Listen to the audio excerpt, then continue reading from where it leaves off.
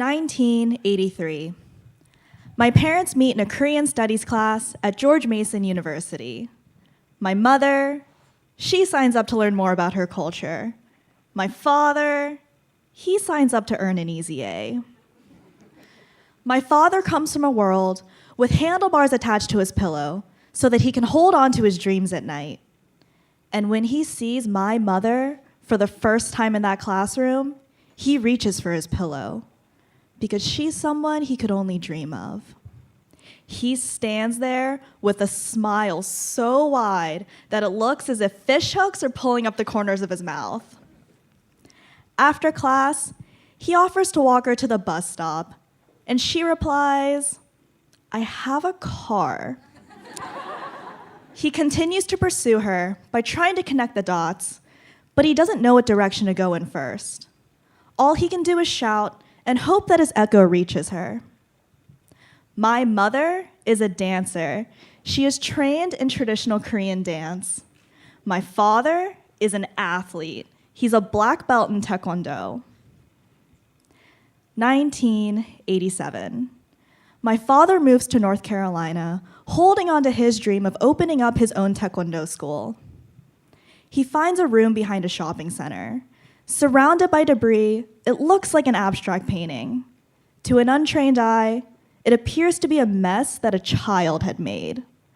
But as someone who understands and appreciates the work that goes into the process, he takes it. As construction is being done on his space, he sleeps in his teal-colored van that has paint chipping off the sides. He used to hide behind a dumpster. As layers of dust gathered on top of him, his skin turned gray. He used to crouch down so close to the ground that it looked as if he was one with the earth.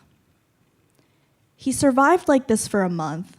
Living off of the $20 he had in his pocket, he used to make himself peanut butter and jelly sandwiches with bread from the discount bakery.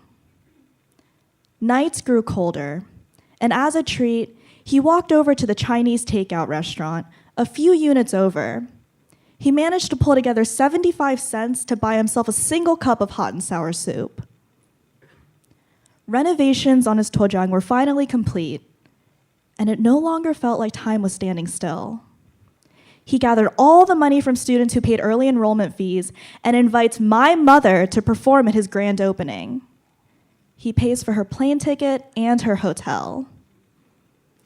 My father picks her up from the airport, and as he sees her walking towards him, her footsteps match the beat of his heart.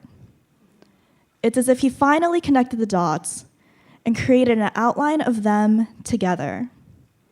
Now that he had the foundation set in place for a picture, his next step was to color it in. 1989. My parents become husband and wife. My older brother is born, and 4 years later, I come along. As a Korean American female growing up in North Carolina, I always knew that I was different. I remember the first time I hear the word harmony, I get it confused with harmony. I remember other children making forts out of cardboard boxes, and I do too, except my boxes have ramen written on the sides.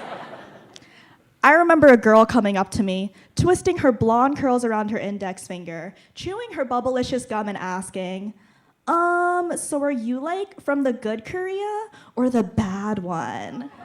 I remember chopsticks and kongi. I remember chagi and noraebang. I remember asking for Band-Aids, regardless of if there was a cut or a bruise or something that a Band-Aid can't touch, something that I feel beneath my skin. I would ask for a Band-Aid. Because even though it doesn't heal the wound, it covers it up. My mother is a dancer, teaching and performing traditional Korean dance.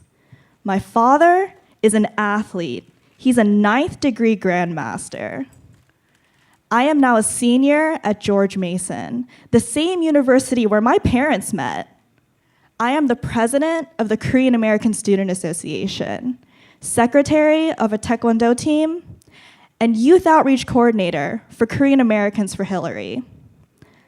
I am the National Director of Political Affairs for the College Democrats of America, the official youth arm of the Democratic National Committee.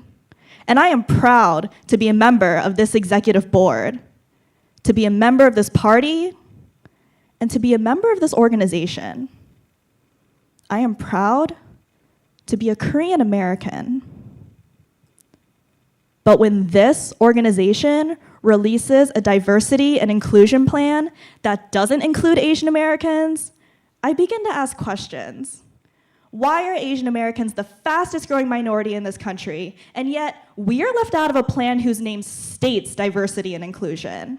I'm not black, but I'm not white. I'm a minority, but I'm not minority enough. So where do I belong? My father never gave me a pillow with handlebars because he said I don't need it to hold on to my dreams. So I'm out here reaching for something that doesn't exist. All I can do is write to speak because it is my right to speak. We're out here playing a game that we don't necessarily know the rules to. None of us can change our past, and we didn't choose our starting place. We may not understand it, but we're rolling the dice and seeing where we land. We are all puzzle pieces trying to find where we fit in. But in reality, our pieces are to a completely different puzzle that we have yet to solve.